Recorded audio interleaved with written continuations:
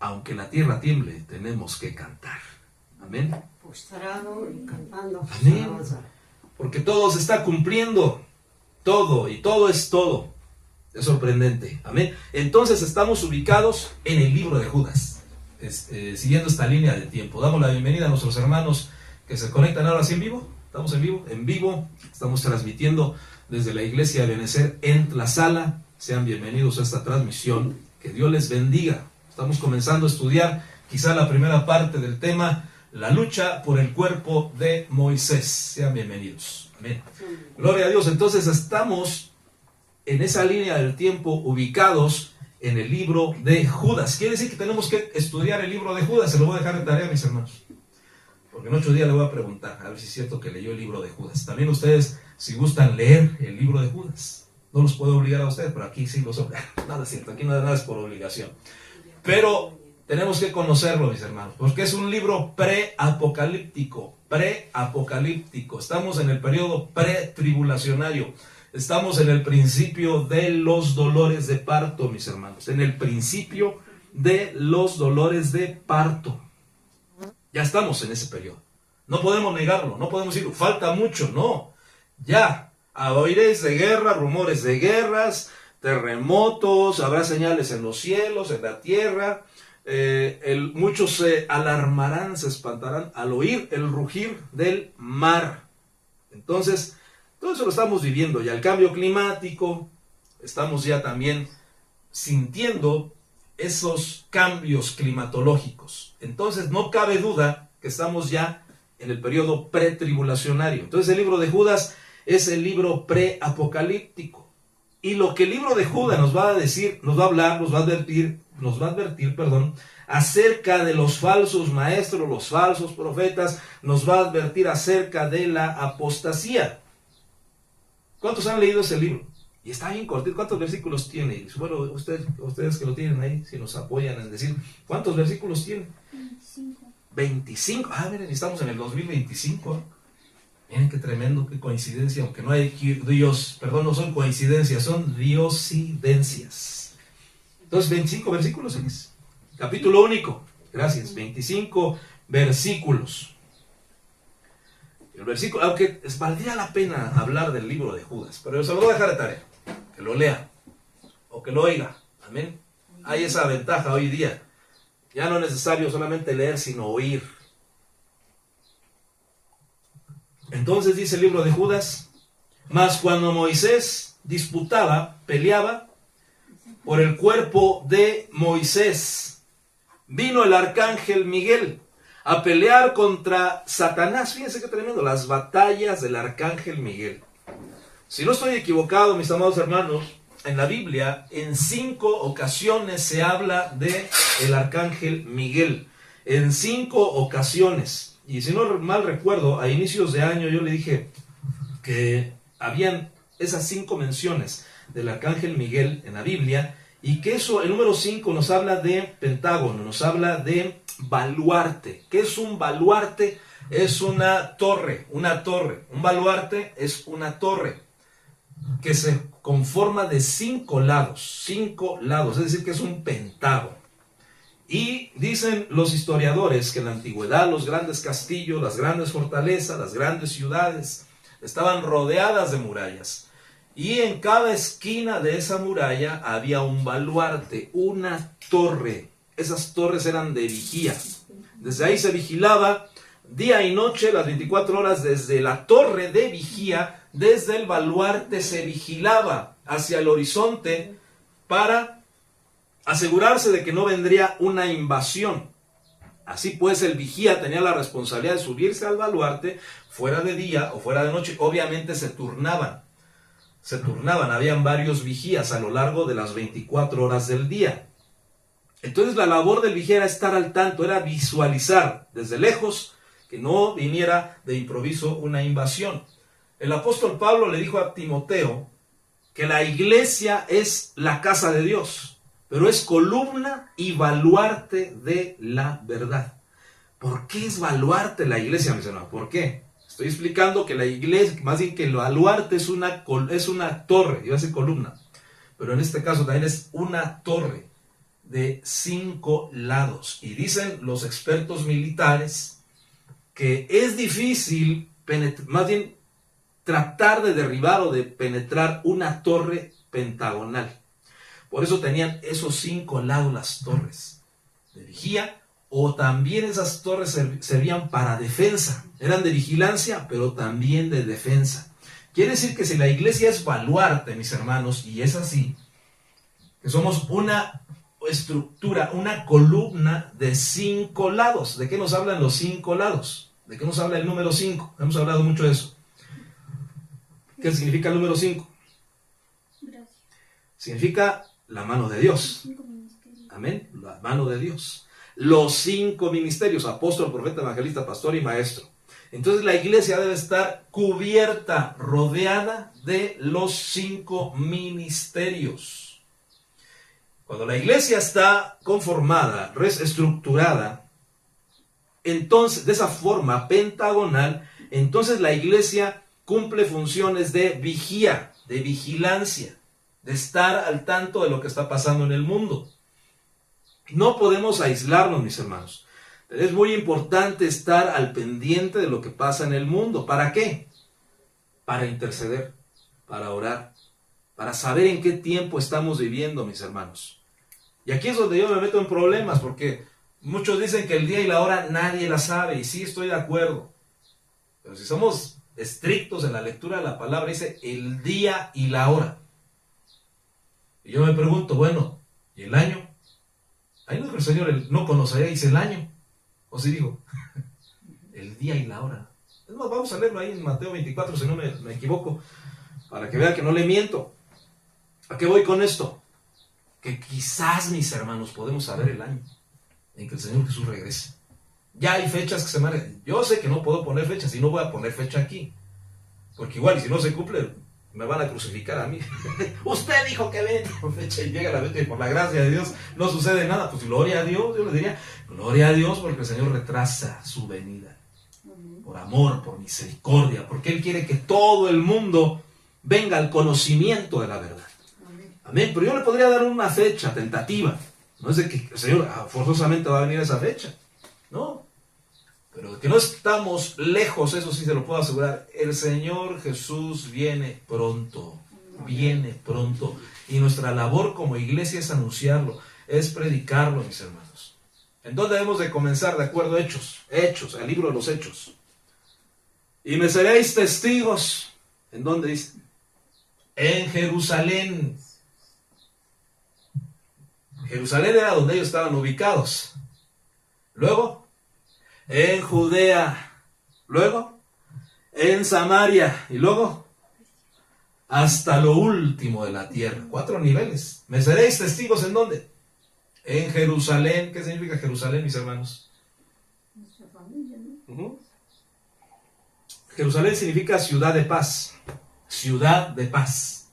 Y en nuestra familia, efectivamente, nuestros hijos, nuestra familia, primos, hermanos, tíos, abuelos, bisabuelos, tatarabuelos, tataranietos. Esa es Jerusalén, tu círculo más cercano. Me seréis testigos en Jerusalén. Luego, Samaria. Judea. Judea. Quiere decir, tus vecinos. Primero tu familia. Bueno, primero tú mismo, ¿verdad? Primeramente ser testigo tú mismo. Tenemos que asegurarnos de ser testigos, no de Jehová, sino testigos de Cristo. Amén.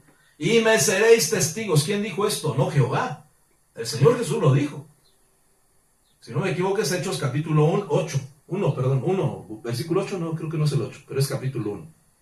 Y me seréis testigos en Jerusalén, en Judea, en Samaria y hasta el último de la tierra. Entonces Jerusalén representa a tu familia. Amén. Luego Judea, tus vecinos, compañeros de trabajo, amigos, que no son tu familia directamente, pero que estás conviviendo con ellos muy cercanamente. Luego, Samaria. Allá es cuando el Señor ya te envía a otros lados. Ya eres un misionero. Ya sales de tu entorno y el Señor te lleva a otros lados, a otros países, ¿cómo no? Y luego hasta lo último de la tierra y hasta donde el Señor quiera llevarnos como testigos de Cristo. Nosotros somos testigos, dice amén. Pero no de Jehová, sino de Cristo. La Biblia nunca habla de los testigos de Jehová. Habla de los testigos de Cristo. ¿Y cómo podemos ser testigos? A través del poder del Espíritu Santo. Amén. Entonces tenemos que anunciar, tenemos que vigilar. ¿En qué tiempo estamos? Le estoy dando un tiempo trazando la Biblia desde Génesis hasta Apocalipsis. Estamos ubicados en el libro de Judas. Por eso es importante conocerlo. Se lo dejo de tarea, le reitero.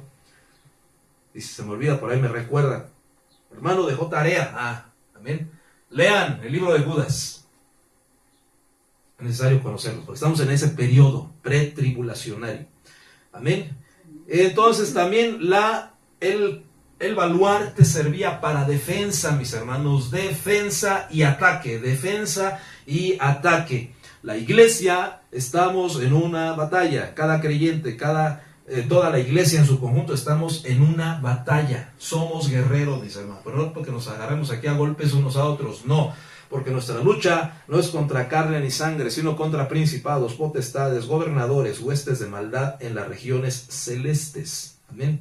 Estamos en una batalla. Entonces el baluarte, la torre, servía de vigilancia, pero también para defensa. Desde ahí también se atacaba a los ejércitos invasores. Amén.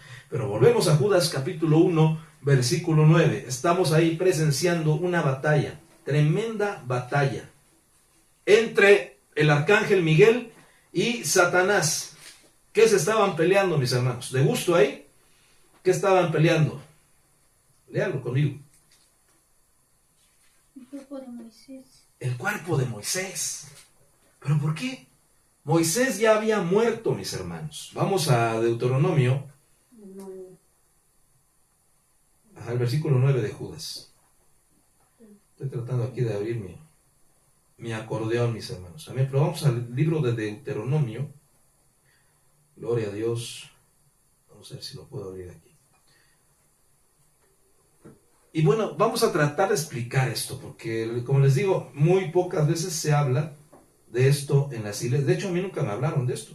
Alguna vez lo mencionaron, pero nunca me habían explicado. Hasta que Dios, el Señor mismo, a través de su misericordia, por su misericordia, me lo explica.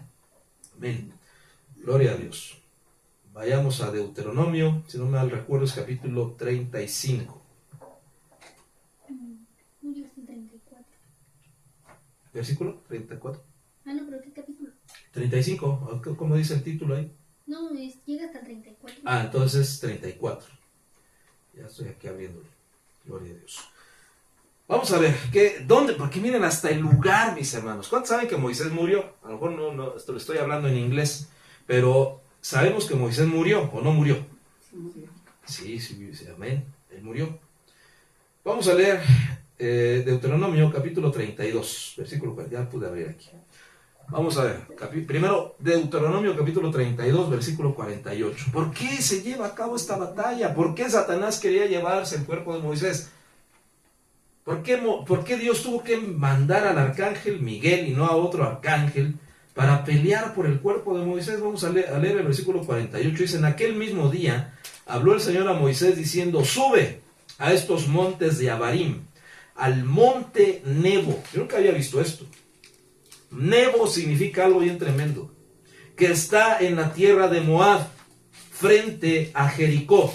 Vean cómo Dios le dio instrucciones a Moisés. Vamos a leer el versículo 48. En aquel mismo día habló el Señor a Moisés diciendo: sube a estos montes de Abarim, al monte Nebo, que está en la tierra de Moab, frente a Jericó, y mira hacia la tierra de Canaán, la cual doy a los hijos de Israel en posesión. Morirás. Qué tremendo. Moisés, sube al monte, a los montes de Abarim, porque ahí vas a morir. Fíjense, hasta salió el verso. Sube a los montes de Abarim, Moisés, al monte Nebo, y ahí morirás.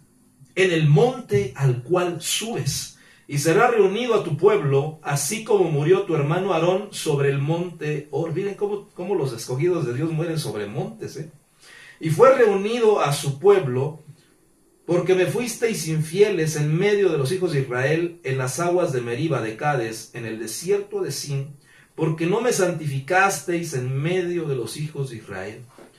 Por tanto, solo de lejos verás la tierra, pero allí no entrarás a la tierra que doy a los hijos de Israel. Entonces, mis hermanos, ¿dónde murió? En los montes de Abarim, específicamente en el monte Nebo. Ahora vamos a Deuteronomio 34, 2 capítulos. Estoy dándoles el contexto. Dios le dice a Moisés, sube al monte Nebo, y ahí morirás. Quiere decir, mis hermanos, que nosotros como hijos de Dios, como siervos de Dios, vamos a saber incluso el día de nuestra muerte. Dios nos lo va a mostrar. Y subió Moisés, versículo 1, desde la llanura de Moab al monte Nebo, a la cumbre del Pisga, que está frente a Jericó. Y el Señor le mostró toda la tierra de Galaad hasta Dan. Entonces Moisés subió al monte Nebo, en la llanura de Moab. ¿Quién fue Moab, mis hermanos? Y aquí es donde vamos a empezar a desentrañar parte de este misterio. ¿Quién fue Moab? Moab fue el hijo, más bien el nieto de Lot. Nieto e hijo, por eso me hice bolas ahorita, mis hermanos. Moab fue nieto y fue hijo de Lot. Pero ¿cómo, hermano? ¿No se puede ser nieto e hijo? Pues sí, ahí lo vemos que sí. ¿Qué sucedió con Lot? Lo embriagaron sus hijas. Una vez que salieron de Sodoma y Gomorra, traían las costumbres de Sodoma y Gomorra a sus hijitas. Lo embriagaron. Trajeron vino de Sodoma y Gomorra. Vino de Sodoma. El vino de tomar, no de vino de beber, sino el vino de beber. Sacaron vino de Sodoma y se lo dieron a su padre, lo embriagaron en esa cueva. Y ahí tuvieron relaciones sexuales las hijas de Lot con su propio padre Lot. Hubo un incesto ahí tremendo. Y vinieron hijos de esas relaciones sexuales de las hijas de Lot. Y entonces engendró Lot a 2 varones. Por eso les digo que fueron sus hijos y nietos. Moab y Amón fueron los 2 hijos que vinieron de esta relación incestuosa. Entonces, ¿cuál fue el origen de Moab? Un origen de pecado. Y un pecado sexual, de incesto. Por eso dice aquí que Moisés subió a esos montes. ¿Qué se movía en esos montes, mis hermanos? Porque era tierra de Moab. ¿Qué se movía espiritualmente? Pecado sexual. ¿Se da cuenta? Tierra de Moab. Quiere decir que en esas atmósferas de incesto, de pecado sexual, ahí puede haber muerte ministerial. Qué tremendo, mis hermanos. Ahí tuvo que morir Moisés. En esa atmósfera, en ese territorio, porque en todo territorio se mueve una atmósfera espiritual. La atmósfera, el espíritu, los espíritus que se movían en Moab eran espíritus de incesto, de pecado sexual. Pero vamos a seguir explicando más. El monte Nebo, a la cumbre del Pisga, y ese significado de ese nombre Nebo, vamos a estudiarlo. ¿Tienes tu concordancia, Strong? ¿Tienes su concordancia, Strong? A ver qué dice acerca de Nebo. Espero que sí dé un significado, si no aquí yo tengo el significado. Nebo, ¿qué significa Nebo? No de nevar, sino Nebo con B de bueno. Sí, es el nombre de una deidad babilónica. Ah, es el nombre de una deidad babilónica. También de un monte en Moab y de un lugar en Palestina. Ok, es todo lo que dice, ¿verdad? Sí. Ok. Entonces era una entidad babilónica. Eso es lo que así se traduce. Era el nombre del dios Nebo. De ahí viene el término Nabucodonosor. ¿Se ha oído hablar de Don Nabu? ¿Quién fue Don Nabu? Nabucodonosor, rey de Babilonia. ¿Qué hizo Nabucodonosor? Llevó cautivo a los de Judá. Llevó en cautiverio a los judíos. Tremendo.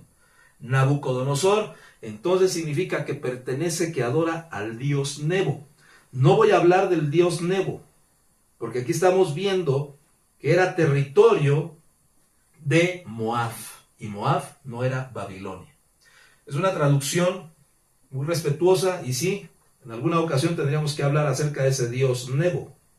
Pero me voy a enfocar en hablar del significado de Nebo, pero hebreo, no babilónico. No sé si alguien de ustedes me pueda apoyar, si no, aquí no hay problema. Yo tengo la traducción.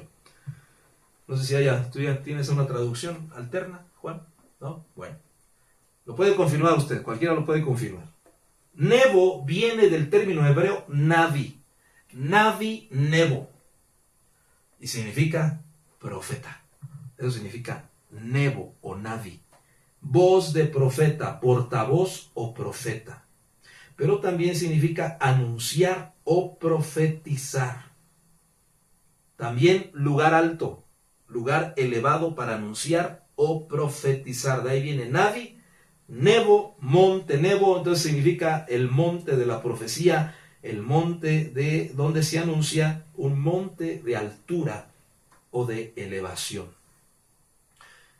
En ese monte tenía que morir el siervo de Dios. ¿Quién fue Moisés, mis hermanos? Yo le pregunto a usted, ¿quién fue Moisés? Un gran hombre de Dios, amén. Pero ¿qué función cumplió Moisés? ¿Qué función ministerial? ¿Cuál fue el ministerio de Moisés?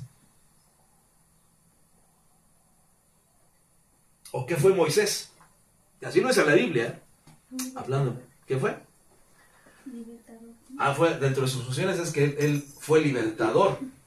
Sí, pero la Biblia habla específicamente, dice, ningún hombre habrá como Moisés, ningún profeta.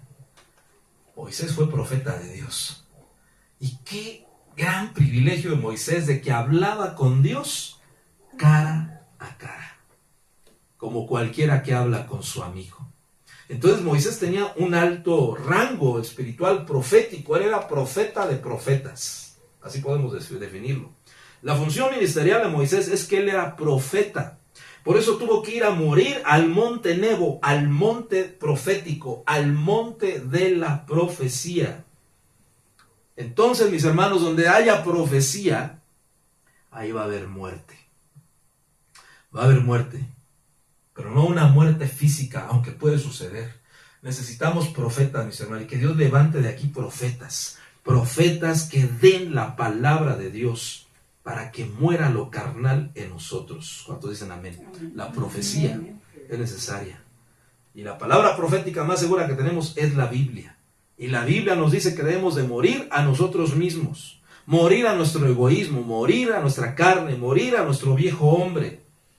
Tenemos que hacerlo morir. Y la verdadera palabra profética, mis hermanos, va a tener que confrontarnos. Pero también la profecía. ¿Qué diferencia hay entre profecía y palabra profética? Yo sé que Iris ya sabe, pero hay los demás. ¿Qué diferencia hay entre profecía y palabra profética? ¿O es lo mismo? Aquí se ha profetizado, mis hermanos. Y si no mal recuerdo, el Señor me ha usado para dar 2, 3 profecías. También a mi mamá. De ahí en fuera, no sé si alguien más ha tenido ese don, mis hermanos, de profecía. Mi hermanita Marichuy también. También mi hermanita Marichuy ha profetizado. Amén. Entonces ha habido profecía, gloria a Dios. Y tiene que haber más. Pero una cosa es profecía y otra cosa es palabra profética. ¿Qué diferencia habrá? De hecho, la profecía debe anunciar la palabra profética. Es parte de, claro, es inseparable. Porque no sé si en alguna ocasión les platiqué que una vez un hermano, quizás con toda la buena intención de su corazón, él estaba profetizando y dijo, así dice el Señor, si me buscareis como el niño busca el dulce, de cierto me encontraréis. Yo dije, eso no dice la Biblia.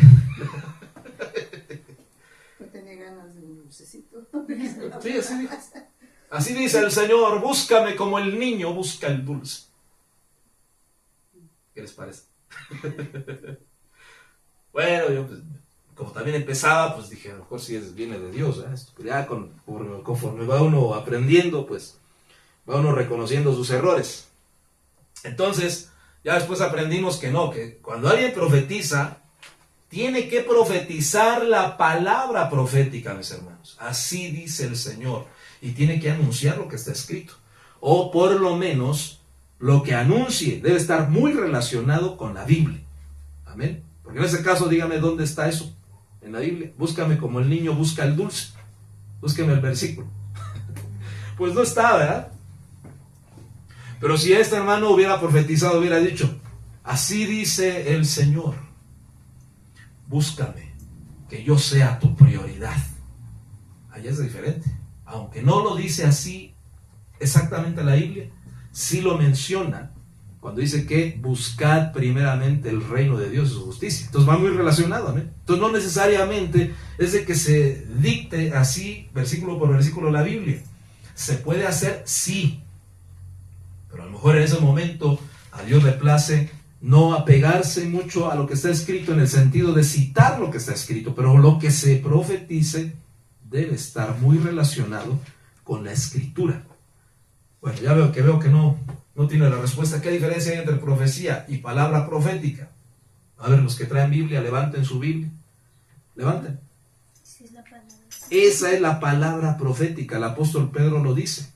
Tenemos la palabra profética más segura, a la cual haremos bien en hacerle caso. La palabra profética es la palabra de Dios, desde Génesis hasta Apocalipsis. Esa es la palabra profética. Y la profecía es la declaración de la palabra profética. Es declarar, anunciar, gritar, decir lo que está escrito. De hecho, yo estoy profetizando, mis hermanos. Todos los que predicamos la palabra estamos profetizando. ¿Por qué? Porque estamos anunciando la palabra del Señor. Amén. Entonces también estoy profetizando, porque estoy hablando lo que está escrito. Lo estoy anunciando. Cuando usted predica el Evangelio, también usted está ahí profetizando. ¿Qué le dijo Dios a Ezequiel? Profetiza sobre estos huesos secos. El evangelista va a ir a anunciar, a profetizar a lo que está muerto, a los que no conocen al Señor Jesús. Amén. Entonces, está muy relacionada la profecía con declarar muerte, pero muerte al viejo hombre, porque la Escritura así lo anuncia. Tenemos que morir a la vieja naturaleza. Moisés tuvo que ir a morir al monte Nebo. Vamos a seguir leyendo Deuteronomio 34:5. Y allí murió Moisés. ¿En dónde? En el monte Nebo. Diga conmigo, monte Nebo. ¿Dónde murió Moisés? En el monte Nebo. Amén. Ahí murió. Vamos a seguir leyendo. Allí murió Moisés, siervo del Señor, en la tierra de Moab. No murió en la tierra prometida. Tampoco dio instrucciones como José. Pueblo, les encargo que cuando Dios se acuerde de mí, me lleve a su presencia. Les encargo mis huesitos. No les dijo. Porque Moisés sabía que había un papel que iba a cumplir más adelante. Amén. Y ahí murió Moisés, siervo del Señor, en la tierra de Moab, conforme a la palabra del Señor. Y él lo enterró. ¿Quién lo enterró? El Señor mismo. Y él lo enterró en el valle, en la tierra de Moab, frente a Bet Peor. Pero nadie sabe hasta hoy el lugar de su sepultura. Quiere decir que Dios, en secreto, tomó su cuerpo y lo sepultó. Mire qué privilegio. A nosotros nos van a tener que sepultar, ¿verdad? Si el Señor no viene pronto, nos van a sepultar. Pero qué privilegio tuvo Moisés de que Dios mismo lo enterró. Dios mismo escogió el lugar. Dios mismo escondió el lugar. Ahí en el monte Nebo. Y dice que él lo enterró en el valle de la tierra de Moab, frente a Bet Peor, pero nadie sabe hasta hoy el lugar de su sepultura.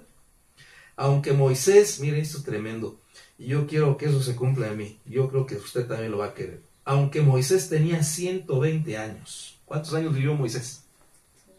120 años. Y dice, cuando murió, no se habían apagado sus ojos, ni había perdido su vigor. Quiere decir que Moisés murió fuerte. Moisés no murió enfermo. Moisés no murió ciego. Por eso yo quisiera así morir. Qué bonita muerte. Todo mi cuerpo funcionando, lleno de vida, lleno de gozo. Moisés tenía 120 años cuando murió. No se habían apagado sus ojos, pero recordemos que él era profeta. También sus ojos estaban abiertos espiritualmente. Nunca se apagaron, ni había perdido su fuerza. Bueno, ¿qué significa Moab? Moab significa que pertenece al Padre, o perteneciente al Padre. Ab significa Padre. Mo, pertenencia del Padre. Por eso en esa tierra de Moab, aunque tenía una atmósfera espiritual terrible, tremenda, de incesto, de pecado sexual, y vamos a ver qué más atmósferas ahí se movían. ¿Por qué? Porque tenemos que tratar de explicar esta pelea de Miguel contra Satanás por el cadáver de Moisés. Dice entonces, Bet Peor. ¿Dónde está? ¿Dónde menciona Bet Peor? Creo que todavía no lo En el vemos. 6. ¿Qué dice el 6, por favor? Y él lo enterró en Ahí el está. valle en la tierra de Moab, Amén. frente a Bet Peor. Frente a Bet Peor. ¿Y qué era Bet Peor? Me suena como peor es nada. Peor. Peor que Moab. Peor que Moab. Bueno, Bet significa casa o templo. Bet significa casa o templo. Viene del hebreo Vayit. Vayit se relaciona con la letra Bet, la segunda letra del alefato hebreo. Vean cuántas relaciones de esta palabra. Bet viene del hebreo Vayit, significa casa o templo. Quiere decir que usted y yo somos casa o templo del Dios viviente. ¿Cuántos dicen amén? Somos templos del Dios viviente, somos Bet, pero no peor. Bet Elohim. Ya estoy hablando de hebreo. Casa de Dios, templo de Dios. Pero nadie sabe hasta hoy el lugar de su sepultura. Entonces, ¿quién era Bet Peor? Más bien peor, porque dice casa de Peor, templo de Peor. Bueno, vamos a ver quién era ese Dios Peor. Vamos a ver. Casa de Bet Peor o Baal Peor. El Dios que se adoraba en esa región era Baal Peor. Pero hermano, va a decir al que dé igual, ¿qué significa peor? Bueno, peor viene del hebreo ruptura, abertura, brecha. Amén. ¿Ya lo tienes ahí? Sí, Peor, dice, Amén. brecha, Peor, monte del Jordán. Monte del Una Jordán. deidad que se adoraba allí, Peor, Baal, Peor. Ahí está. Qué bueno que Iris no me deja mentir. Baal Peor era una deidad que se adoraba ahí en esos montes, en ese territorio de Moab. Baal significa señor, amo, dueño. Baal, peor. Y peor significa ruptura, brecha, abrir o desquebrajar, aportillar, romper. Eso significa peor. Quiere decir que era una deidad que ¿qué provocaba? Ruptura, división, brecha, apertura. Esa era la deidad que se adoraba en esa región, mis hermanos. Pero vamos a ver hasta dónde llega la influencia espiritual que afecta a los que van por ese territorio o también a los que moran en ese territorio. Esta deidad recibía culto o una adoración extraña. Se le rendían actos sexuales tremendo como parte del culto. Había adulterio, fornicación en honor a Baal Peor. ¿Por qué? Porque era el dios de las brechas, de las relaciones ilícitas. Qué tremendo, ¿eh? Todo eso se movía en ese lugar en donde Moisés tuvo que ir a morir. En esas atmósferas espirituales terribles. Pero vamos a ver qué provocaba. Vamos a Números, capítulo 25. Esta es la primera parte, es muy amplio el tema. Estamos viendo nada más el contexto ahorita y de lo que tenemos que guardarnos, mis hermanos, de las atmósferas territoriales espirituales que se mueven. Dice Números 25:7. Vamos a leer un poquito atrás, no, más atrás, versículo 1. Mientras Israel habitaba en Sittim, el pueblo comenzó a prostituirse con las hijas de Moab. ¿Qué se movía en las tierras de Moab? Prostitución. Aquí dice que las hijas de Moab se prostituían. ¿Con quién? Con los israelitas. Había prostitución en Moab. ¿Por qué? Porque toda esa región fue habitada por los descendientes de Moab, los moabitas. ¿Y quién fue Moab? Hijo y nieto de Lot. Amén. Terrible. Herencia genética de maldición sexual. Por eso en la región de Moab había prostitución. Y estas invitaron al pueblo a los sacrificios que hacían a sus dioses. ¿Qué había? Prostitución e idolatría. Vean, de la mano iba. Prostitución e idolatría. Estas invitaron al pueblo de Israel a los sacrificios que hacían a sus dioses. Y el pueblo comió y se postró ante sus dioses. Qué tremendo es. Que las hijas de Moab hicieron caer en pecado. Bueno, no los obligaron tampoco a los israelitas. No pusieron resistencia. Fornicaron, se prostituyeron con las hijas de Moab. Y aparte, mis hermanos, Ofrecían esas relaciones sexuales ¿a quién? A sus dioses. ¿A cuál dios? A Baal peor. Al dios de las brechas, de la ruptura. Y así Israel se unió, fíjense, así Israel, versículo 3, se unió a Baal de peor y se encendió la ira del Señor contra Israel. ¿Qué atmósfera había entonces en Moab? ¿Qué atmósfera espiritual? Prostitución, idolatría y apostasía. Qué tremendo. Idolatría, prostitución y apostasía, porque dice que Israel dejó a Dios y se unió a Baal de peor, y por tanto se encendió la ira del Señor. ¿Dios se enoja? Amén. Dios es lento para la ira. Pero sí se enoja. Se tarda en enojarse, sí. Pero es grande en misericordia. Amén. En ese entonces había un intercesor por Israel. Y ese intercesor era Moisés. Moisés representa a nuestro Señor Jesucristo en muchas maneras. Le voy a dar algunas. A Moisés trataron de matarlo cuando era bebé. ¿Se ha leído esa historia? En Éxodo capítulo 2.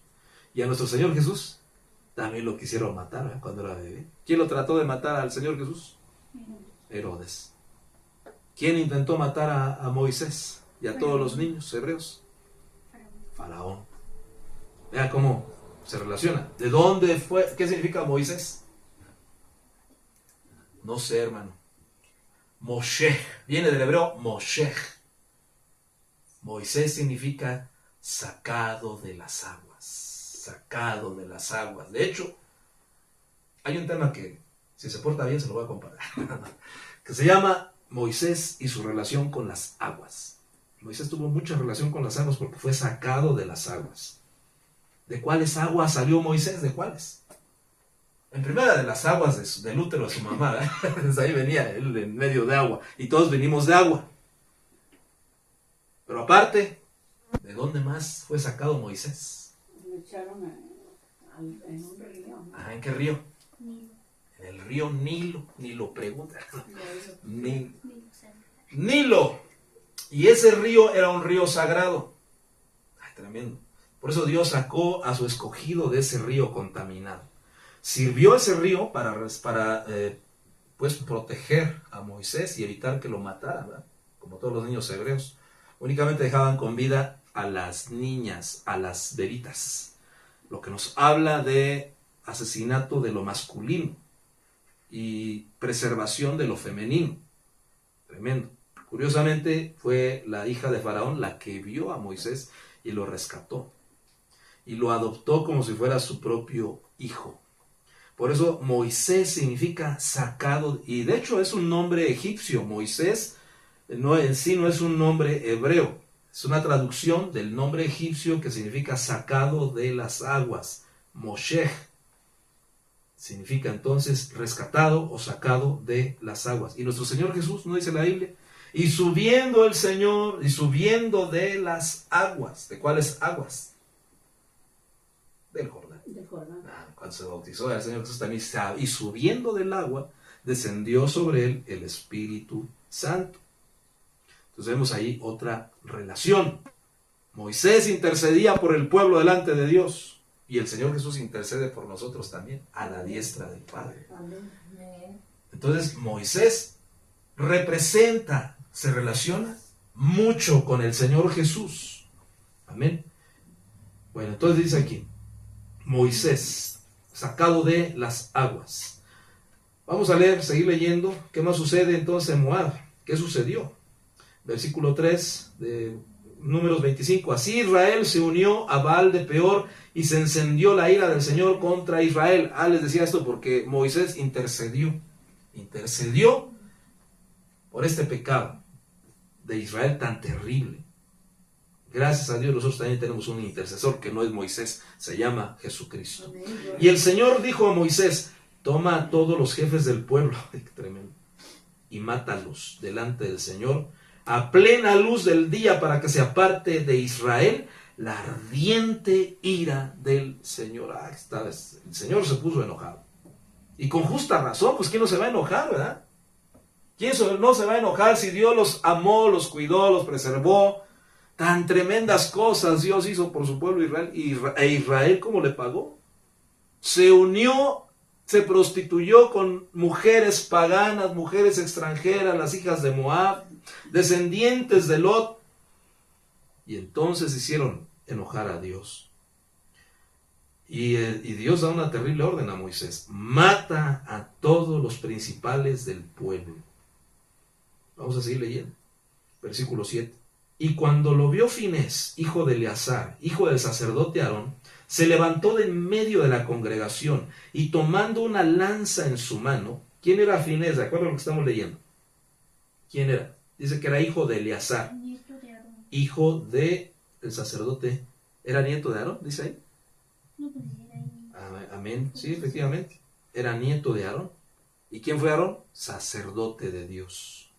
Entonces Finés era sacerdote. Y cuando lo vio Finés, hijo de Eleazar, hijo del sacerdote Aarón, se levantó de en medio de la congregación y tomando una lanza en la mano, fue tras el hombre de Israel y entró en la alcoba y los traspasó a los dos. Tremendo, ¿eh? Al hombre de Israel y a la mujer por su vientre, y así cesó la plaga sobre los hijos de Israel. Y los que murieron por la plaga fueron 24,000. Tremendo. Murieron 24,000 israelitas por causa del pecado. Diga conmigo, todo pecado trae muerte. Tremendo. Pero me llama mucho la atención que tuvo que ser Finés. ¿Por qué no fue otro hombre? ¿Y por qué la Biblia registra el nombre de Finés? Él fue el que Dios usó para traer liberación a Israel. Cuando él traspasó a este hombre y a esta mujer que estaban cometiendo ese pecado, entonces Dios cesó la plaga de muerte y murieron 24,000 por causa de ese pecado. ¿Sabe qué significa Finés? Boca de serpiente. Ah, qué feo, ¿sabes? Boca de serpiente. Finés. Pero era hijo del sacerdote. Era sacerdote. Pero tenía boca de serpiente. Ay, hermano, así me la puso difícil. ¿Cómo? Alguien dirá. Era un revoltoso. Pero Dios lo usó. Él hablaba como serpiente. Y le hago una pregunta que hace 15 días o hace 8 días le hice. ¿La serpiente es mala? ¿O es buena? Ah, depende, ¿verdad? Como dijo Pepito, depende. Depende. La serpiente es buena. Ay, hermano, ya ahora sí, se voló la barda.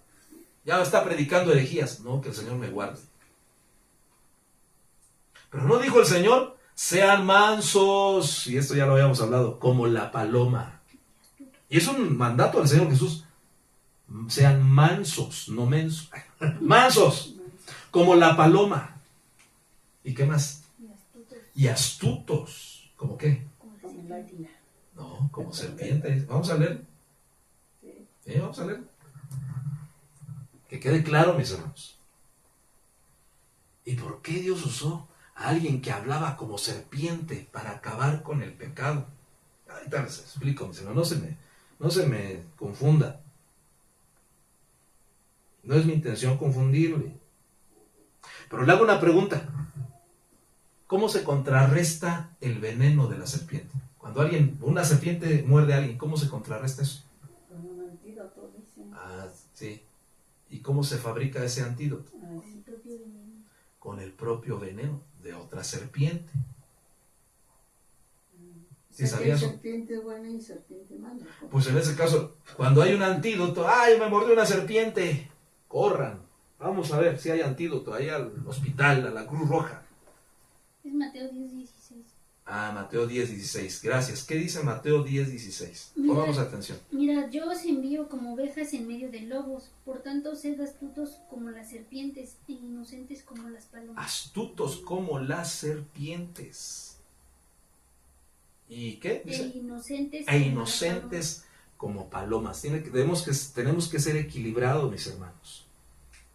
Pero el Señor Jesús, Ahí está dando una orden. Dice, yo los envío en medio de ¿qué? Lobos.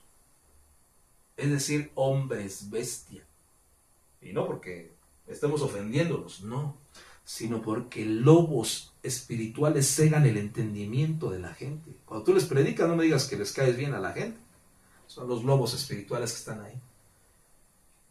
Cegando el entendimiento espiritual de la gente. Pero el Señor Jesús dijo, vayan, yo los envío en medio de lobos, en medio de depredadores espirituales, pero no teman, porque ustedes son mansos como paloma y deben ser inteligentes, astutos como las serpientes. Y eres más para que se me espante más. El Señor Jesús tomó forma de serpiente. Vamos a Juan capítulo 1.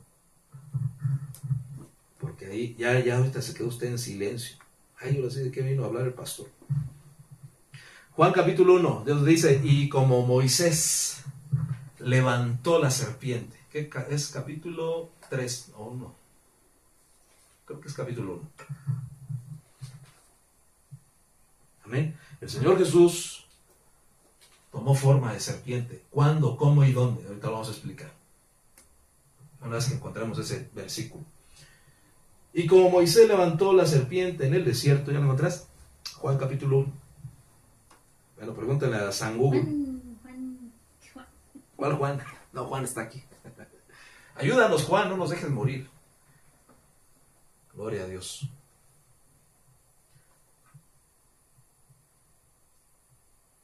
¿Cómo dice el versículo? Así, y como Moisés levantó la serpiente en el... Así ponle en Google, para rápido. Gloria a Dios. Es que a veces no me sé los versículos así. Yo quisiera tener memoria. Que todo se me pegara, ¿verdad? De bebé. Gloria a Dios. ¿Ya lo tenemos? ¿No? Bueno. Dice la Escritura, ahorita que lo busquen. Y como Moisés levantó la serpiente en el desierto, así es necesario que el Hijo del Hombre sea levantado, para que todo aquel que en él crea no se pierda, mas tenga vida eterna. Amén. Pero como Moisés levantó la serpiente en el desierto. ¡Qué tremendo! ¿Por qué Dios le dijo a Moisés, levanta una serpiente, hazte una serpiente de bronce y ponla sobre un asta, a lo alto, sobre un poste, para que todo israelita que sea mordido por la serpiente de fuego, al mirar la serpiente, quede sano? ¿Ven? Juan 3:14. Ah, entonces era el capítulo 3, con razón no lo encontrabas. Juan 3:14. Vamos a leerlo. Dice, y como Moisés levantó la serpiente en el desierto, así es necesario que sea levantado el Hijo del Hombre, para que todo aquel que cree tenga en él vida eterna. Como Moisés levantó la serpiente en el desierto. Entonces, nuestro Señor Jesús no es que Él haya sido una serpiente, sino que fue levantado como una serpiente, no que Él era serpiente. Tomó forma, apariencia como de esa serpiente de bronce. Bronce significa juicio, castigo. ¿Y quién sufrió el castigo de nuestra paz? Fue el Señor Jesús. Por eso Él tomó la forma de juicio, bronce. Pero aparte, la forma de una serpiente. ¿Sabe cuándo? Porque Él llevó nuestro pecado. Él llevó la maldición. Él llevó todo mal sobre sí mismo, pero no porque Él fuera malo, no porque Él fuera pecador, no porque Él merecía ser azotado. No, ¿quién merecía eso? Yo merecía eso. Yo lo merecía. Pero el Señor tomó sobre sí mi maldad, tomó sobre sí mi pecado, mi iniquidad, mi pecado, mi transgresión, y la cargó. No era de Él, pero Él la cargó. En ese momento tomó forma de pecado, dice la Escritura, el cual, siendo Dios, se despojó de su divinidad y vino a tomar apariencia de hombre, pero también dice la Biblia que Él tomó forma de pecado, forma de serpiente. Y cuando el pueblo de Israel, el israelita, cualquier israelita, hombre o mujer o niño, era mordido por la serpiente, ahí en el libro de Números lo dice, al mirar la serpiente quedaba sano de ese veneno. ¿Por qué? Porque el veneno de la serpiente se contrarresta con el veneno de otra serpiente. Dígame usted, ¿qué forma tomó la vara de Moisés? De serpiente, ¿verdad? No tomó la forma de una paloma, no tomó la forma de un águila, de un halcón, no.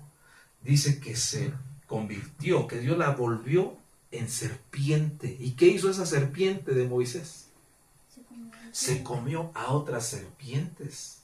Esa vara de Moisés representa al Señor Jesús, tomando forma de serpiente, de pecado. ¿Y qué hizo nuestro Señor Jesús? Devoró las fuerzas de Satanás, las otras serpientes, mis hermanos. Por eso la serpiente, depende del contexto, es buena o es mala. Porque la serpiente en las culturas antiguas, como Sumeria, como Egipto, la egipcia, la griega, la serpiente representa sabiduría. Eso representa la serpiente. ¿Por qué? ¿Cómo es la serpiente? Es astuta, es hábil, inteligente. ¿Y cómo se mata una serpiente, mis hermanos? Hace 8 días platicaba con una hermana que es de Oaxaca y dice que ella es de armas tomar, mis hermanos. Dice que cuando era niña iba en la selva, bueno, ahí donde ella vive hay selva, en Oaxaca, y dice que de repente vio una serpiente que cae ahí, de un árbol iba, o sea, se desenrolló ahí, y pues no, dice que la tomó, y afortunadamente llevaba ahí un cuchillo en la mano, y le cortó la cabeza. Es el valor de esa niñita, la hermana, ya está grande, y mató a esa serpiente, pero rápido, dice que sin pensar la agarró, y en el suelo le mochó la cabeza. No recuerdo si le cortó la cabeza o la aplastó con sus pies, no sé, pero le pegó en la cabeza. ¿Por qué? Porque la serpiente es astuta. La forma más eficaz de acabar con la serpiente es quitándole la cabeza, quitándole la astucia, inmovilizándola y matándola. Espiritualmente así sucede. El Señor Jesús dijo, en mi nombre echarán fuera demonios. En mi nombre. Nombre que es sobre todo nombre. ¿Cómo echamos fuera demonios, mis hermanos? Con el nombre de Jesús. No echamos fuera demonios golpeando a los endemoniados, porque conocí también una hermana que golpeaba a los pobres endemoniados, endemoniada la persona y todavía golpeada, y déjala demonio y dando sus cachetadas. No, hermanita, no es así, es en el nombre de Jesús, no la golpeé, no lo golpeé. Otros echan fuera demonios ofendiéndolos, diciéndoles groserías. No, no es así. El Señor Jesús dijo, en mi nombre, con la autoridad. ¿Quién es nuestra cabeza, mis hermanos? El Señor Jesucristo, Él es la cabeza.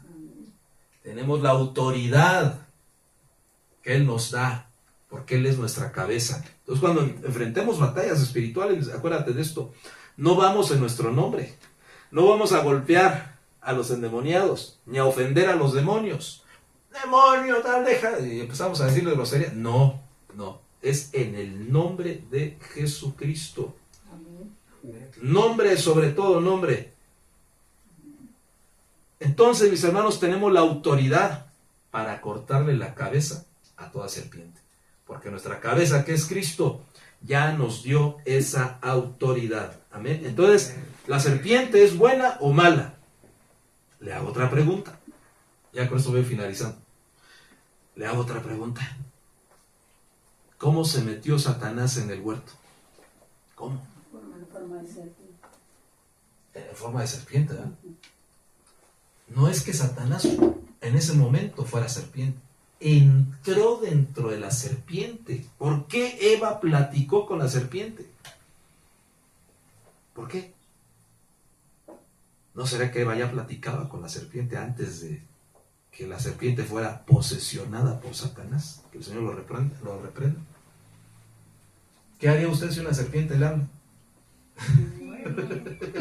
¿Qué? ¿Qué me habla? Si lo veo, me echo a correr, me voy y no lo veo. Imagínense que la serpiente y Eva, pues sí, siguen platicando, serpientita, mi comadre casi, ¿verdad?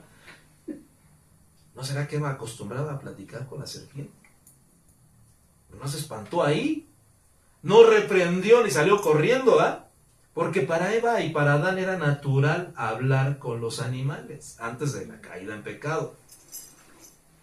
Hermano, deme un versículo. Le va a dar varios. Bueno, nada más uno. O sea, nosotros por pecadores vemos eso. O sea, sentimos eso. el miedo o algo así de una serpiente. Por eso le hago la pregunta. Si una serpiente le habla, Me quiso la cabeza. A lo mejor llena del Espíritu Santo la reprendería yo. Pero si no, pues me echo a correr. Solo no coman la manzana. bueno, Que no tiene uno valor de verlo. Pero yo al verlo así, yo creo me echo a correr y ya no lo veo.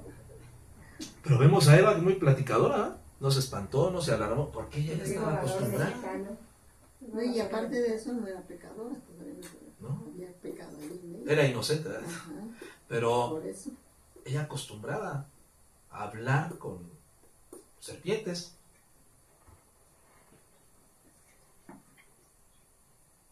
Bueno, vemos que no se espantó. Le voy a dar nada más aunque hay más, hay por lo menos 7 versículos en donde vemos que los animales hablan. Pero ahí le va a dar el que se conoce más comúnmente. Y la burra le habló al burro de Balaam. Resultó más inteligente la burra, ¿no? ¿Qué hizo la burrita cuando vio al ángel? Se agachó y bueno, la burrita se postró. ¡Burra, tonta! ¡Levántate! Empezó a azotarla Balaam. Y le voltea a la burra y le dice, ¿no ves al ángel que está delante de mí, Balaam? ¿Cuántas veces te he fallado, Balaam? ¿Por qué me golpeas? Así le habló la burra al profeta. Y el profeta no se espantó ni reprendió, sino platicó con la burra. ¿No será que ya la burra hablaba con Balaam? Tremendas cosas, ¿verdad? Ahí está, el detalle dijo canto. No le dijo, cállate burra, no me hables. No es de Dios que hablen los animales. Ay. Bueno. Vemos ahí entonces que la burrita le habló al profeta Balaam. Y era profeta Balaam, de Dios, pero caído. Había caído Balaam. Y aún así hablaba con los animales. Bueno. Entonces, quiere decir, bueno, lo poco que veo yo ahí es que la serpiente fue posesionada por Satanás. Invadió a la serpiente. La posesionó. Y entonces tomó dominio la serpiente. La serpiente no era mala en ese momento. Más bien antes de ese momento en que Satanás entrara a la serpiente. ¿Cuándo fue mala la serpiente? Cuando Satanás entró. Entonces tomó forma de serpiente. Tremendo, mis hermanos. Tremendo, porque entonces, ¿qué es lo que...? Miren, y con esto voy a finalizar por lo que empecé. ¿Por qué Satanás quería robarse el cuerpo de Moisés? ¿Por qué? Hay varias teorías y las vamos a ver, varias interpretaciones, porque no nada más hay una. Pero una de esas interpretaciones es que Satanás, al verlo muerto, quería llevárselo. ¿Para qué? Para que Satanás entrara dentro de él y hacer su primer anticristo. Bueno, uno de sus primeros anticristos. Satanás no es Dios. ¿Cuánto decimos amén? No es Dios. Pero él tiene que ensayar, estar ensayando, prueba, error, prueba, error. ¿Sabe cuál va a ser la obra maestra de Satanás? Pero ha tardado 6,000 años de prueba, error. La obra maestra de Satanás va a ser el anticristo. Apocalipsis capítulo 13 dice que el anticristo, bueno, no dice así literalmente, pero dice que el dragón le dará su poder, su autoridad a la bestia. Ahí va a ser el momento máximo en el que Satanás va a tomar posesión de una persona, y Satanás mismo. Entonces, cuando Satanás quería robarse el cuerpo de Moisés, una de las interpretaciones rabínicas es de que Satanás quería entrar dentro de ese cuerpo y resucitarlo. Imagínense qué hubiera hecho Israel al ver a Moisés resucitado. ¿Qué hubiera hecho Israel? ¿Qué cree usted? Vimos morir, bueno, subió Moisés al monte y ya no regresó Moisés, murió Moisés. Pero si de pronto, pueblo de Israel, aquí estoy, háganme caso ahora. ¿Qué hubiera hecho el pueblo de Israel? ¿Cómo era el pueblo de Israel de acuerdo a lo que estamos leyendo? Era idólatra. Se desviaba de Dios bien fácil, ¿verdad? ¿Por qué? Porque tienen esa genética hasta el día de hoy. ¿Qué hizo Benjamín Netanyahu ahorita que Estados Unidos destruyó 3 instalaciones nucleares? ¿Qué hizo Benjamín Netanyahu? Bravo, Donald Trump, casi ahí. Se postraba. Paz, ¿Eh? que iba a empezar la paz con la... Está reconociendo a un hombre. En lugar de darle gloria a Dios, le dio la gloria a Donald Trump. ¿Por qué? Porque Israel, y bueno, eso no es raro. El pueblo de Israel tiene esa batalla hasta el día de hoy. Es muy idólatra el pueblo de Israel. Bendecimos a Israel. Pero ¿qué hubiera hecho la nación de Israel si ve a Moisés resucitado? Y Moisés le hubiera hecho, ahora vayan y únanse a Baal peor. ¿Qué hubiera hecho Israel? Pues va obediente, ¿no? Entonces, ¿qué quería hacer Satanás con Moisés? Hacer un zombie de apostasía. Eso es una interpretación rabínica, no es todo, no son todas. Entonces, mis hermanos, ¿a qué voy con todo esto? Que tenemos que discernir, porque el apóstol Pablo dijo, temo que así como la serpiente con su astucia engañó a Eva, ustedes también sean engañados, vuestros sentidos sean extraviados y sean desviados. Estamos viviendo tiempos difíciles, mis hermanos, tiempos de engaño, tiempos de apostasía, tiempos a lo bueno se le dice mal y a lo malo se le dice bueno. Dígame si no estamos viviendo tiempos terribles. El apóstol Otoniel Ríos decía antes de fallecer que la última batalla que enfrentaría la iglesia sería una batalla de luz contra luz. ¡Ay! Ahí está la luz. Pero Satanás se disfraza como ángel de luz. Entonces no vayamos tras la luz, mis hermanos. Hay que discernir la luz. Porque el Señor Jesús dijo, si la luz que en ti hay es tinieblas, si la luz que en ti hay son tinieblas, ¿cuántas no serán las tinieblas? Cuando hay un grado máximo de tinieblas, son como luz, de acuerdo a lo que el Señor Jesús dijo. Si la luz que en ti hay son tinieblas, ¿cuántas no serán las tinieblas? Entonces estamos en las tinieblas del mundo. Y esas tinieblas ahora se disfrazan de luz. ¿Cómo podemos discernir la luz de entre la luz? Por medio de la Biblia. Primera forma, el escrito está. Segunda forma, el discernimiento del Espíritu Santo. Tenemos que discernir. Pongámonos de pie, mis hermanos. Estamos finalizando.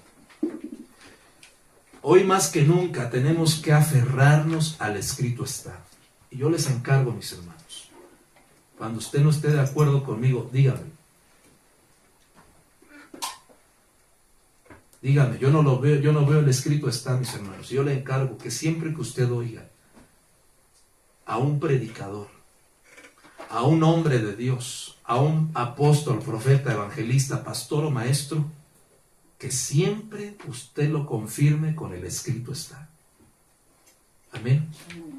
Siempre, mis hermanos. Hoy más que nunca necesitamos leer la Biblia, porque estamos viviendo en un periodo de engaño. El Señor Jesús dijo, habrá falsos maestros, falsos apóstoles, y es necesario discernirlos, mis hermanos. Amén. Y que el Señor me guarde a mí también, para que yo siempre le enseñe el escrito está. Y el día que así no sea, yo le doy permiso que me exhorte. Pero también con el escrito está. Amén. Si usted me dice, mire hermano, eso no viene en la Biblia, no está en el escrito, no está escrito, en ese día yo voy a tener la humildad de aceptar mi error y decirle, tiene razón, hermano, y gracias porque Dios lo usó. Un ministro verdadero, hermanos, siempre va a tener la humildad de aceptar sus errores. Por eso yo, el día que me equivoque, le pido perdón a usted, a Dios en primer lugar y a usted, porque también puedo tener errores, pero corríjame si es necesario. ¿Amén? Le doy ese permiso, no me voy a enojar, pero siempre con el escrito está. Padre, te damos gracias por tu palabra. Ayúdanos a seguir entendiéndola. Nuestra intención no es estar confundidos, Señor, sino estar afirmados en el escrito está, Señor. Y hoy estamos viviendo tiempos peligrosos, como está escrito en tu palabra. Y vendrán tiempos de apostasía, tiempos muy peligrosos. Pero ayúdanos, Señor, a leer tu palabra. Danos hambre por tu palabra, sabiendo que cada letra, cada palabra, cada versículo nos habla de ti, Señor Jesús. Y hoy hemos aprendido que tú quieres darnos la mansedumbre, la nobleza de una paloma. Y eso significa ser llenos del Espíritu Santo, que es como paloma. Pero te suplico, Señor, que a cada uno de los que estamos aquí y a aquellos que están viendo, siguiendo esta transmisión, Señor, tú les des también la astucia de serpientes a través de los dones de revelación, palabra de sabiduría, palabra de ciencia y discernimiento de espíritu. Señor, yo te ruego que los derrames en cada uno de nosotros. Palabra de sabiduría, palabra de ciencia, discernimiento de espíritu. Levante sus manos y recíbalos por la fe, estos 3 dones de revelación, en el nombre de Jesús. Señor, ayúdanos a ser mansos, sencillos como palomas, nobles, pero también inteligentes, sabios, con la sabiduría que viene de lo alto, Señor. En el nombre de Jesús, seamos llenos de todo conocimiento, llenos del discernimiento. En el nombre de Jesús, fluye, fluye, fluye, Espíritu Santo, y manifiesta en nosotros esos dones, Señor. Si tú le diste esa vara a Moisés y esa vara se convirtió en serpiente y terminó comiéndose a las serpientes falsas, Señor, nosotros no tenemos esa vara, pero tú eres, Señor Jesús, nuestra vara y nuestro callado. Como dice el Salmo 23, tu vara y tu callado me infundirán aliento. Tú eres nuestra vara, Señor Jesús. Moisés levantaba la vara y el mar se dividía y el mar se abría. Señor, en tu nombre podemos hacer proezas. En tu nombre podemos predicar, en tu nombre podemos echar fuera demonios, en tu nombre, Señor, podemos hacer maravillas. Tú eres nuestra vara. Ya no necesitamos una vara física, porque tú eres nuestra vara y nuestro callado. Oh, fluye, fluye, Espíritu Santo, tú eres el callado que nos infunde aliento, soplo. La vara del Dios es el Señor Jesús y el callado es el Espíritu Santo, los 2 paracletos, los 2 consoladores. Por eso ahora entiendo que el callado de Dios me infunde aliento, y el aliento es el soplo de Dios, el Espíritu de Dios. Tenemos vara y callado. Moisés nada más tenía vara. Tú y yo tenemos la vara y el callado, doble porción. La palabra de Dios dice que esa fue una gloria pasajera, temporal. Aún Moisés cubría su rostro porque él bajaba de la presencia de Dios con su rostro brillante, radiante, lleno de luz. Dice la Biblia que él ponía un velo sobre su rostro para que Israel no lo idolatrara, que Israel no pusiera sus ojos en el hombre. Pero Señor Jesús, tú también, tu rostro brilló en el monte de la transfiguración, tu rostro brilló como el sol. Y un día nosotros brillaremos como tú brillaste, como tú brillas hoy, como el sol. Hermano y hermana, recibe la llenura del Espíritu, recibe la luz del Espíritu. Porque dice la palabra que esa gloria era pasajera, temporal, la gloria en la que participó Moisés. La gloria que nosotros tenemos a nuestro alcance es mucho mayor, infinitamente de veces mayor que esa gloria. Y esa gloria ya no puede estar cubierta, porque el velo del templo se rasgó. Oh, Rabatabushete Berehamasako Turshad. Si tú ya recibiste el don de lenguas, comienza a levantar tu voz. Solamente unos instantes, empecemos a orar en el Espíritu.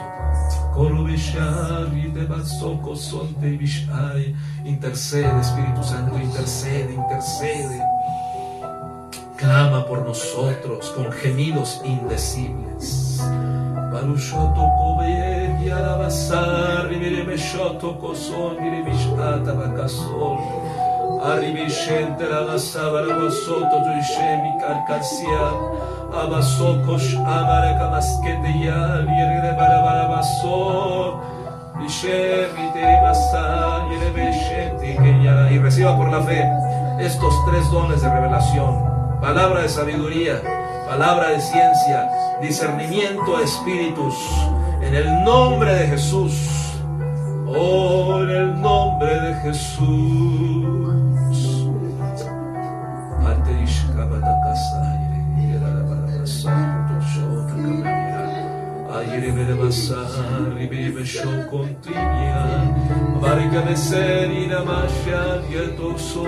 Cantaré con el espíritu, pero cantaré con el entendimiento, dijo el apóstol Pablo.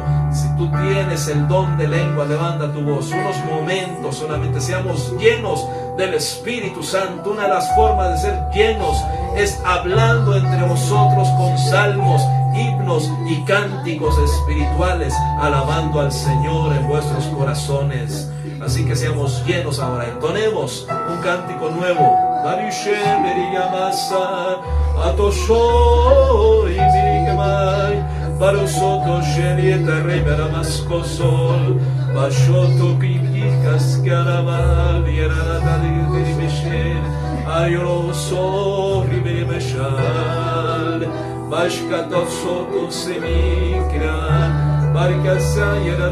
Si alguien tiene la interpretación, déla la interpretación. Hay mensaje en lenguas.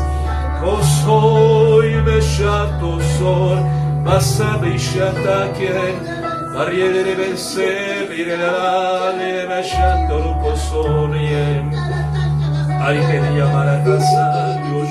Barsoris Nantami, Barsontish Camaracastol, Osh Amarcasay, Erebendeli, Saramare, Aire Mesaido, Sol de mi carris, Arisa Vishanturuma, Si usted no tiene el don de lengua, recíbalo ahora. Esos tiempos no quedaron en el pasado, son tiempos para hoy también. Y comenzaron todos a hablar en otras lenguas de acuerdo a lo que el Espíritu Santo les ponía que hablasen. Gracias, Señor. Oh, levante sus manos y reciba por la fe este don. Es la señal de la llenura del Espíritu Santo. La señal del Espíritu Santo, el hablar en lenguas angelicales, lenguas del cielo. Un lenguaje nuevo fluya hoy en su vida y en mi vida. Fluye, fluye. Isarro soto de Shentika Maria, Masoto Gracias, Señor. Espíritu de Dios, llena mi vida, llena mi alma, llena mi ser. Espíritu de Dios, llena mi vida, llena mi alma, llena mi ser, llena mi ser, lléname, lléname de tu presencia, lléname, oh lléname de tu poder, lléname, lléname de tu amor, lléname, lléname.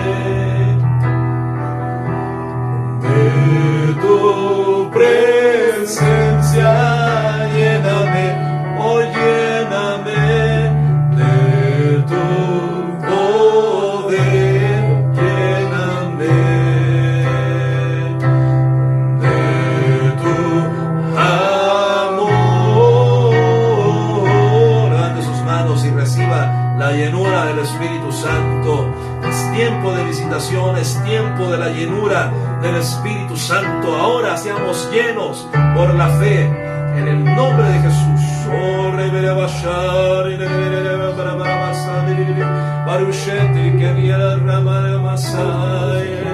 Reciba los dones de sanidad, dones de servicio, de liderazgo, de presidir en el nombre de Jesús.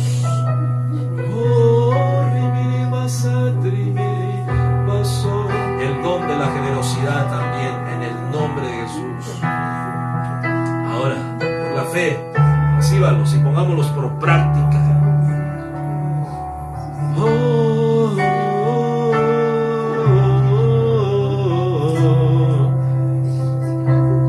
De tu amor. La última vez, digámoslo, lléname, lléname. Lléname, lléname de tu presencia, lléname, llénanos hoy de tu poder, lléname de tu amor. La última vez, con todo el corazón, como una oración, una súplica, lléname, lléname de tu presencia, lléname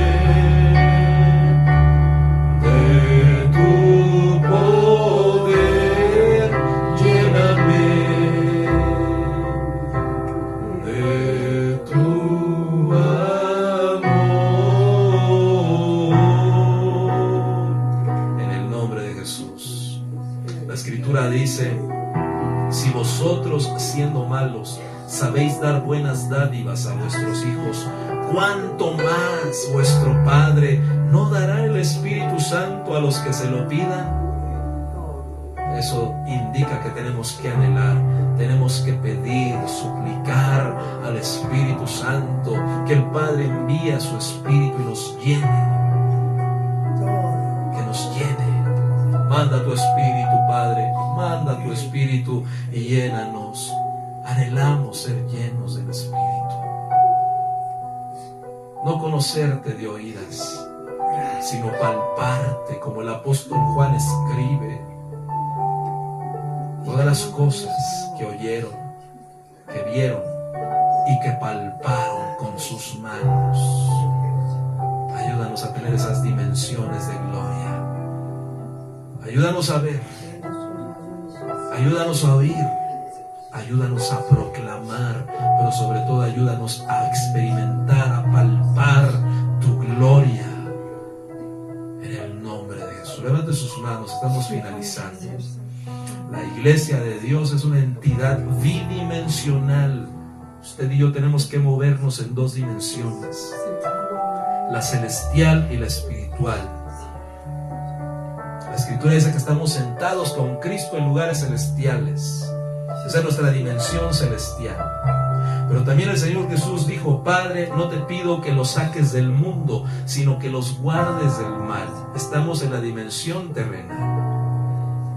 Pero recordemos que el Señor Jesús le dijo a Pedro: a ti te doy las llaves del reino, y todo lo que atares en la tierra será atado en los cielos, y lo que desatares en la tierra será desatado en los cielos. Usted y yo tenemos las llaves del reino.